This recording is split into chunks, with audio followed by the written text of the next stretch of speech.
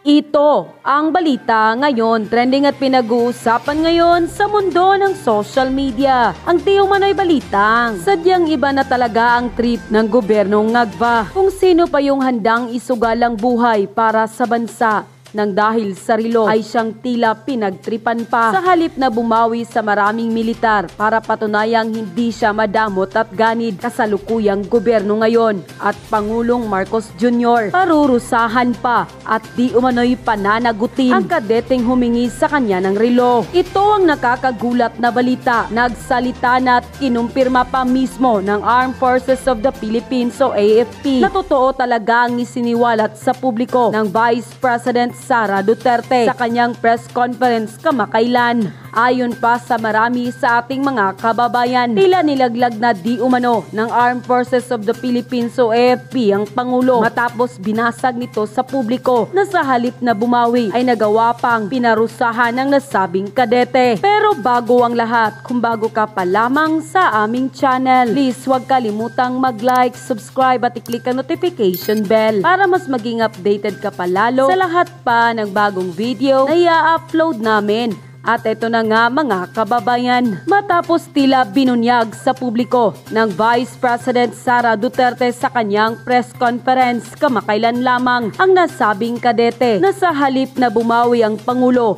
ay di umano'y pinarusahan pa ito na siyang kinumpirma naman ng AFP. Tila galit na galit ngayon ang marami sa ating mga kababayan na sa halip na aminin ni Pangulong Marcos Jr. na totoo ang isiniwalat ng pangalawang Pangulo sa publiko na minsan na nito pinahiya ang isang sundalong handang magbigay ng kanyang buhay at ialay ito para sa kapayapaan ng bayan ay tila naging spoiled brat pa raw ang Pangulo at feeling untouchable dahil kinumpirma na mismo ng Armed Forces of the Philippines na binigyan nila ng kaparusahan ng nasabing kadete na humingi ng relo sa Pangulo na ayon pa sa marami sa ating mga kababayan, hindi raw yan paparusahan ng AFP ang nasabing sundalo kung di umano'y walang utos galing raw sa Malacanang. Kaya marami tuloy sa ating mga kababayan ang talagang tumindig ang balahibo at hindi makapaniwala sa balitang ito dahil na imbis na bumawi ang Pangulo sa pagkapahiya nito sa isang kadete, parurusahan pa raw ito ng gobyerno. Hindi tuloy mapigilang ikumpara ng taong bayan ng kasalukuyang gobyerno ngayon sa nakaraang administrasyon ng dating Pangulong Duterte na sobrang minahal ang mga sundalo nang ipakita nito sa publiko at walang pagdadalawang isip na ibinigay niya ang kanyang relo sa mga nasabing sundalo. Hindi raw katulad ngayon na imbis na ipagmalaki at bumawi ay siya pang pinarusahan ng nasabing sundalo na handang isugal ang buhay para sa ikapayapa ng bayan. Hindi katulad ng ilang mambabatas na kaliwat kanang gamit ang pera ng bayan at ibinilandra pa sa publiko ang mga mamahaling gamit na di umano'y gamit ang pera ng taong bayan ay siya pang malaya at hindi na paparusahan. Ayon pa sa Armed Forces of the Philippines, hindi raw tama ang inasal na ito ng graduating student na humingi ng relo sa isang Pangulo. Hindi nga raw ito nakagawian ng maraming graduating student ng AFP, kaya't nararapat lamang daw na parusahan at panagutin ang nasabing kadete. Sa inilabas na pahayag ng Armed Forces of the Philippines o AFP ay hindi naman mapigilang mag-react at magbigay ng kanilang hinaing at komento ang marami sa ating mga kababayan sa naging desisyon na ito ng gobyernong Ngagva at ng AFP. At ayon pa sa kanilang social media post, AFP please huwag sumunod sa utos na alam naman yung kung tama o mali. Naglalambing lang ang bata, kakasuhan. Wow! Mali ba ang humingi? May batas ba na bawal humingi ng anumang bagay sa president? Bakit kailangang parusahan ng isang kadete? Ano ang legal basis? Grabe talaga ang gobyerno ngayon. Kawawa talaga mga sundalo. Sunod-sunuran naman ang mga leader ng mga nasa AFP. Imbes na tulungan nanghingi lamang parusa na agad. Kung ayaw niyang ibigay ang suot niya, ay bigyan niya ng iba. Masyadong makikitid ang utak ng nasa gobyerno. Kailan kaya sila mawawalang lahat? Hoy AFP, dapat sa taong bayan ang simpatya niyo, hindi sa presidente. Yung nanghihingi lang, kakasuhan. Yung nagnanakaw, sarap buhay. At naghari-harian pa. Kasalanan pala yung humingi sa presidente ng relo. Bakit ngayon lang parurusahan? Dapat noon pa nung humingi. Dahil ba napahiya ang hindi nagbigay? Kaya parusahan. Ay naku po, ano na ito? Sa anong kasalanan niya PBBM? Kung ayaw mong bigyan, di huwag. Lalo mo lang ginagalit ang mga tao. Anong klase kang taong pangulo? Unquote. Usapan na po natin tungkol dito sa issue ng relo. Naku, wewe, oo. Kawawa naman yung sundalo. Yung sandalo daw po ay pinarusahan. Anak ng tutsang kalabaw. Hindi na nga nahingi yung relo. Napahiya na nga. Pinarusahan pa. Napakawalang nyari naman. Hindi ko na talaga alam kung ano nangyayari sa bayan natin. Bakit ganito na nangyayari sa bayan natin, ano? Para bagang monarkiya ang ating bayan. Ano ba ibig sabihin nito? Ito po yung may mga hari. Ang huling kasing pagkaalam ko nung panahon ni Pangulong Duterte, pag sinabi mong public official, ikaw ay isang pampublikong alipin or public servant. Ngayon, hindi eh. Para bagang naging hari na mga presidente, ang speaker, naging hari-hari, ewan ko, hari-hari ano. Hindi kasi tila pagka ikaw kumontra, yari ka. Pag ikaw may hininging pabor, tulad nitong paghingi ng relo, masamang tao ka, animal ka. Hindi, ganun di ba? Alam mo, mga kababayan, tama yung sinabi ni VP Sara Duterte. Alam nyo, maganda yung sinabi ni VP Sara Duterte. Etong mga sundalo na to, napuputulan ng kamay ito. Ano ba naman yung relo lang ibigay mo? Pinagtawanan mo pa at meron pang come again, another day. Nga ganun, come again? Yeah, alam mo? Come again, another day. Yeah. May ganun may ganun. O kaya naman tila siya nasabi nga niya is, why do you want my watch? O wanna buy watch, Joe? Pero gayon pa man, alam nyo mga kababayan, ako sa paniniwala ko at pagtingin ko, hindi ito yung usapin na, kasi may mga nagpapalabas dyan na hindi naman kasi tradition yan hindi naman kasi tama yan siya gumaganon yung mga pinklawan, yung mga tagapagtanggol ng mga tanso o itong tagapagtanggol na mga loyalista,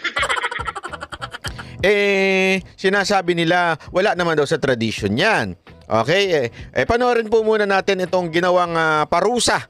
Ikinumpirma po ito ng AFP na pinarusahan po. Sana naman hindi lumuhod sa munggo.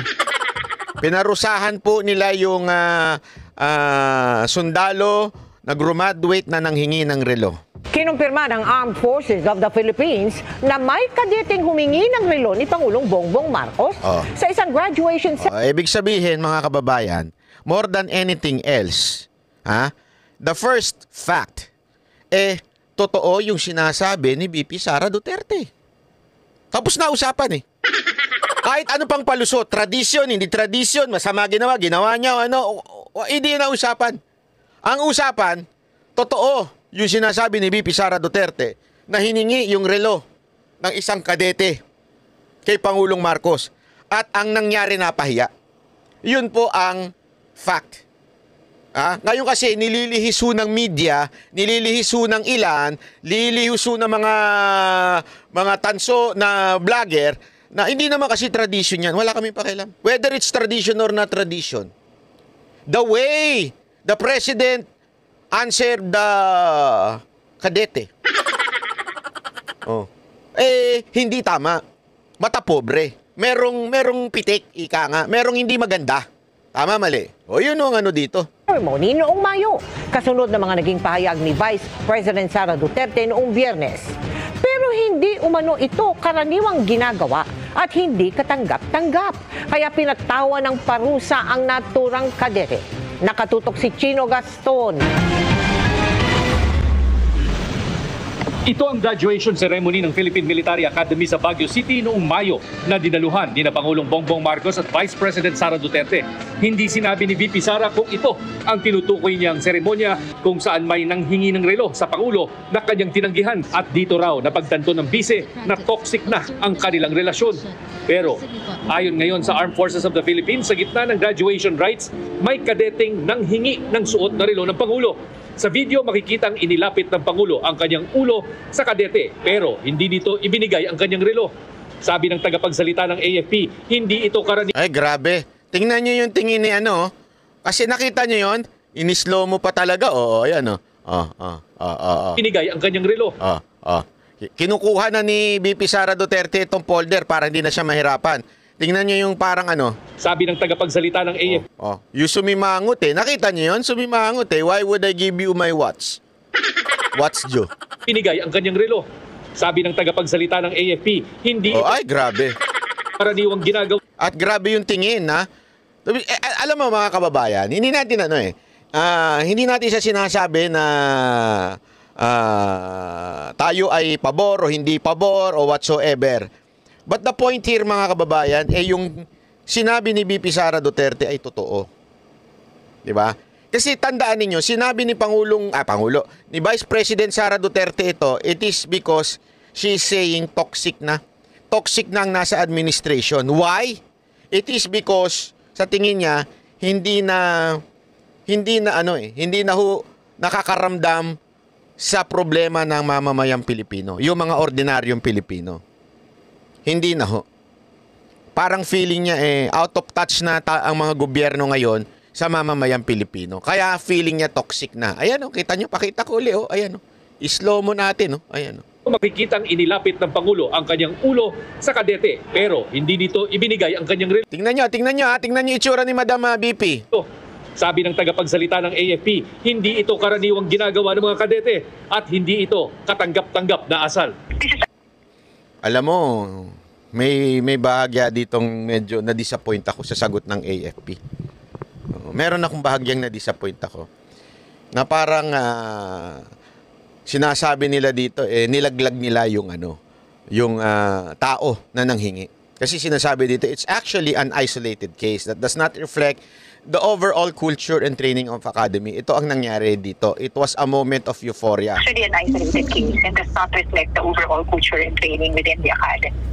It happened when the cadet, dito is it is in a moment of euphoria. He was facing the president and he made a mistake. Yun yung part na hindi ko gusto. Yung sabihin na, he made a mistake. This behavior is neither common or acceptable. Kasi, Madam, ako, ito lang po hindi siguro yung AFP spokesperson sinasabi lang naman niya kung ano yung sinabi sa kanya. Pero doon sa ating AFP, kasi kung bawal po yun, di ba ginawa nung panahon ni Pangulong Duterte, di sana winarningan nyo na yung mga kadete ngayon. Di ba? Wag nyo nang uulitin yun, ha? Masama yung ginawa ninyo kay Pangulong Duterte noon, wag nyo nang uulitin. I don't think so na sinabi nyo yon. Ibig sabihin, maybe ako di ko naman alam yung buong pangyayari. Pero maybe, hinayaan nyo yun.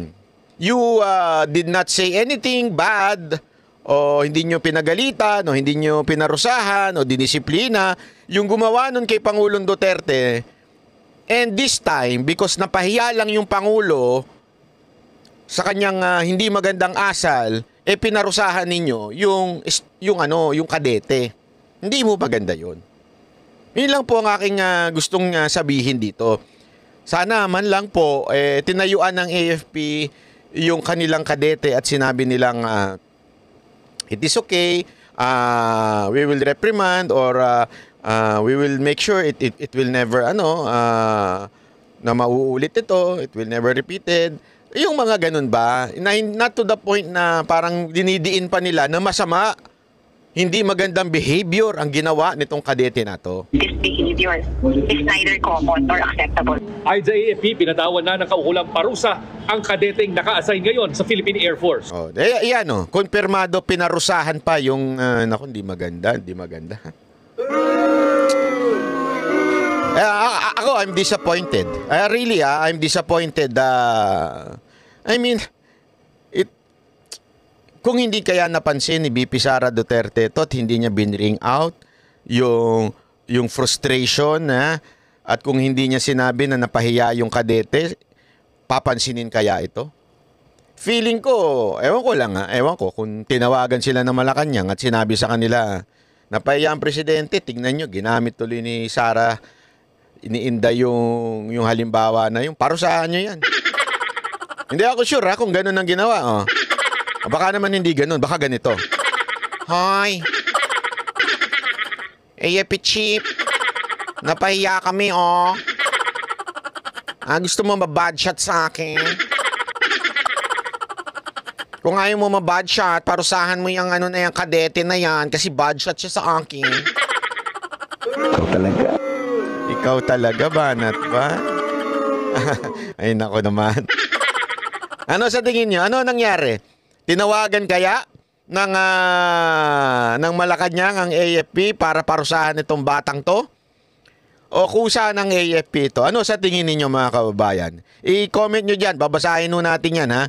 Tandaan ninyo, i-comment lang po natin para mabasa natin ang salubin ng mga kababayan natin. Alam mo, maganda kasi dito sa YouTube. Unlike sa Facebook. Sa Facebook kasi napakaraming ano dyan, eh. Madaling gumawa ng troll account dyan, eh. Kaya napakadaming troll farm sa Facebook. Pero sa YouTube, medyo konti. Bawas ang troll. At talaga makikita mo, totoong tao. Kasi hindi sila hindi pare-pareho yung script. Kaya maganda po mga kababayan, i-comment nyo yung inyong pananaw at babasahin po natin yan. Hindi naman siya dismissed at upon learning about the incident, nag-take action agad yung PMA. Noong 2019, Did you hear that? Did you? O did you not? Hindi. Nahuli sa bibig eh. Upon hearing, nag-take action kagad ang PMA. Pakingge. At Hindi naman daw siya dismiss. upon learning about the incident, Upon learning about the incident, nung nalaman, paano nalaman? Kay BP Sara Duterte.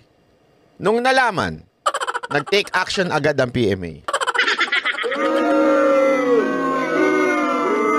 Di maganda, di ba? Hindi, ako para sa PMA o para sa AFP, hindi maganda. Ano to, dahil napahiya lang yung presidente, gagawin na natin yun? Hindi kasi, if the action itself, yung action by itself ay mali, pinarusahan nyo rin ba nung panahon namin ang hingi kay Duterte? Kasi it's the same action. So, if the action itself, mali, by itself, mali yun, ibig sabihin po, dapat pareho niyong pinarusahan. Tama, mali? Pero tila hindi ganun eh. Pinarusahan nyo lang ito kasi napahiya dito yung presidente. Bakit? Mali yung sagot, hindi na-inform yung presidente na may mga ganong instances. Di ba? So, ano ibig ko lang sabihin? Dahil ba na napahiya ang presidente kaya kailangan yung parusahan? Di maganda. Pangit.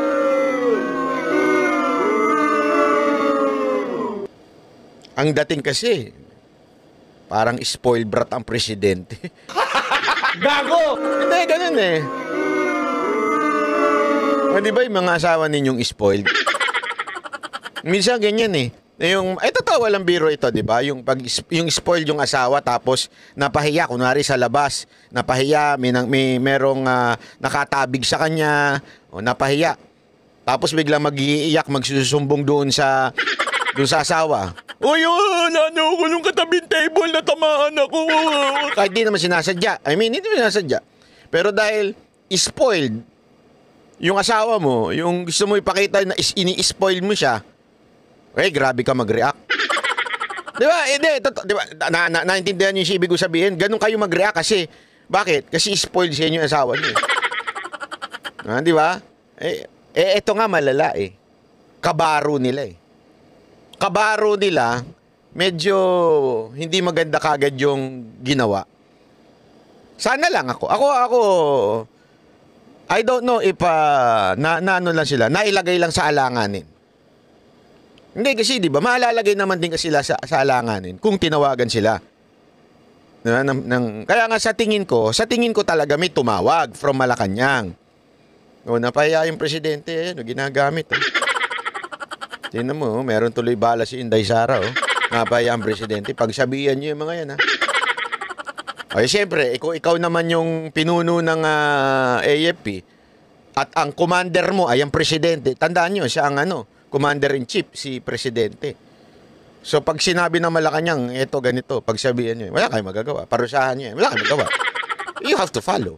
Kaya hindi rin natin masisisi yung pamunuan ng AFP. Kasi ako, mas ako dun eh. Eto. Tanong ko lang sa inyo mga kababayan. Ano sa tingin ninyo? Kasalanan ng AFP o nakatanggap sila ng tawag from Malacanang. Kaya nila pinarusahan yung kanilang tauhan. Kasi ako, parang hindi gawain ng AFP yan eh.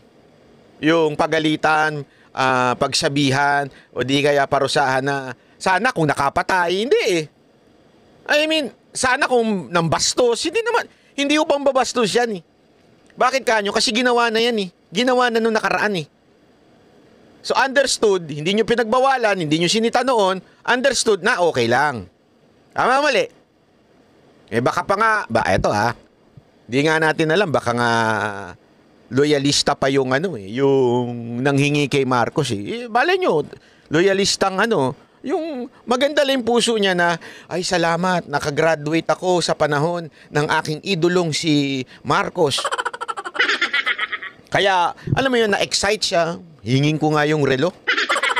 Makahingi ng relo hingin ko yung relo. Pwedeng ganun mga kababayan di ba? Pwede yung ganun. Oh. Na-excite lang yung mama, idolo pa nga si Marcos. Tapos napahiya pa. Pangit. Di maganda. Pangit na nangyayari ngayon sa bayan. Di maganda. Nag-take action agad yung PMA. Noong 2019 PMA graduation ceremony. Ayan, tuwan-to. Eto, katabi niya pa ata yung AFP chip. Doon kasi sa isa, parang wala siyang katabi. Eto, katabi niya pa yung AFP chip, tapos naka-smile pa. May ganito ring insidente na pumalakpak pa.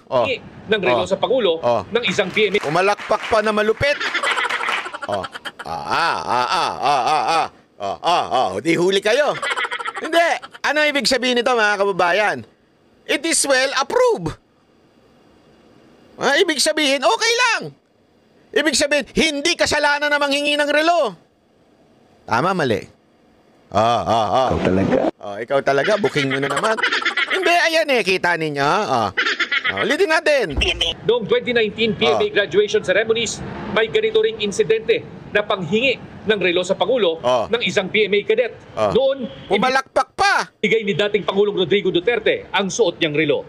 Para sa GMA Integrated. Gets nyo? Diyan pa lang, napapatunayan na natin mga kababayan na it is okay. The act itself is not a sin. It's not disobedience. It is not a disrespect. Pumalakpak pa nga yung opisyal eh. Sabi pa, wow, ayos siya, Brad. Iba sinabi. Hindi naman ganun, sabi niya. Tropa, kaya tropa. Ganun, sabi siguro yan. Ayos yan. No?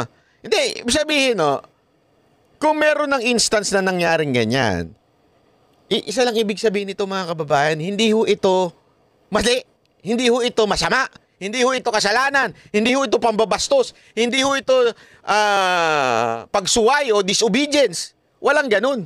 Ibig sabihin, ito'y approve with standing ovation, with clapping of hands. Di ba? Ayun ang ibig sabihin nun. Bakit niyo pinarusahan ngayon? Di naman maganda yan. Bakit ninyo pinarusahan ngayon? Di ba? At ito pa nga yung sinasabi pa nating isa. At sinasabi nga natin mga kababayan na itong ginawa nila, kesa na ang tignan ng media. Alam mo naman na media.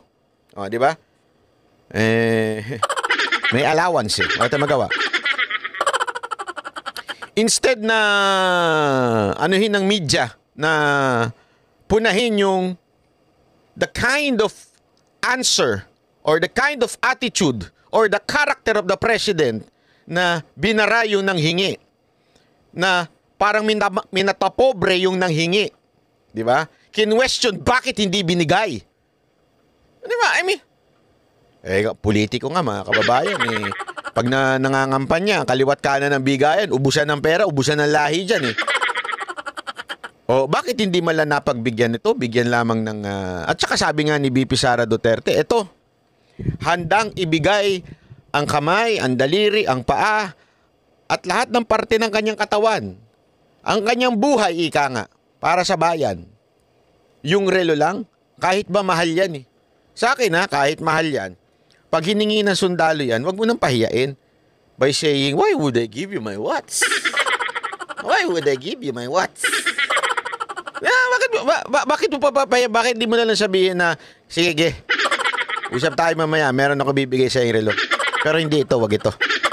Mahal ito, 4.5 million. Hindi. May bali-balita kasi, na Patek daw yan, anak mo. Sino ba kasi yan si Patek? Hindi kasi mahal daw yung Patek eh. May mga ganyan eh. Kasi sabi ni ba, mahal yung Rolex mo, 200,000 yan. 500,000 eh. Sabi ng mga congressman, puta. Sorry naman sa mura, sorry. Magkano? 500,000, 700,000. Hindi ba ako ano yung 500, 700,000 na relo na yan? Ha? Suot lang ng mga kabit yan eh. Ha? Suot lang ng mga networker yan eh. Ano to? Patek. Ano yung patek? Patek. Magkano yan? Mga 4 na milyon. Hindi kaya ng mga networker yan.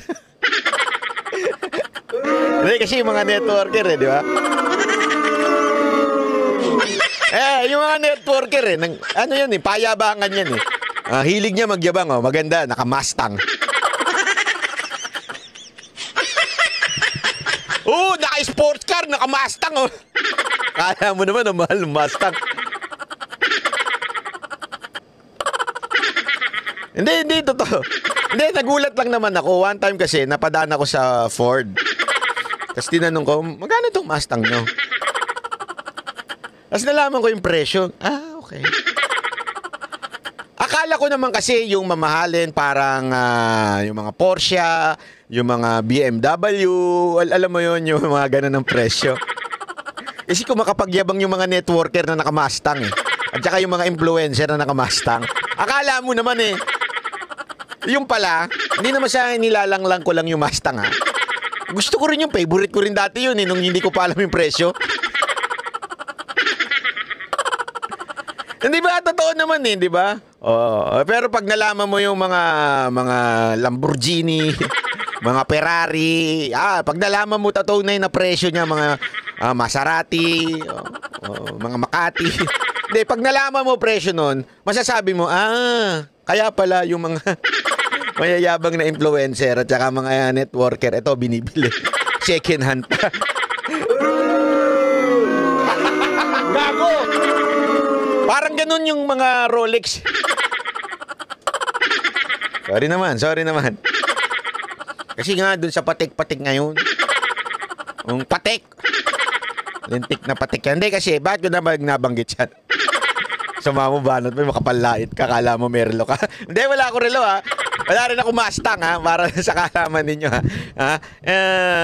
Ducati lang. Wala naman yun.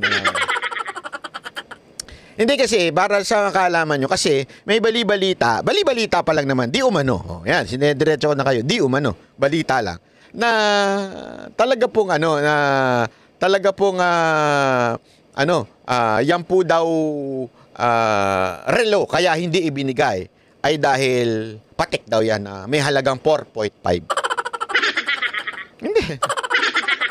Sabi ko, wala, panis. Kaya naman pala yung mga congressman naka-Rolex lang. Hindi yung ibang congressman naka-Patek.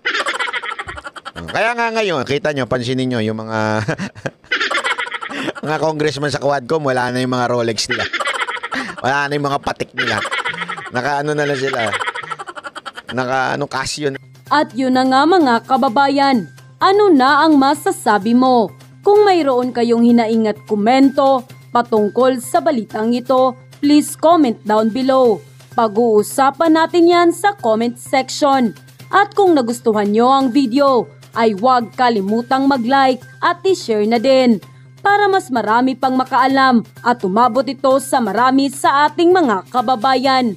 Maraming salamat po!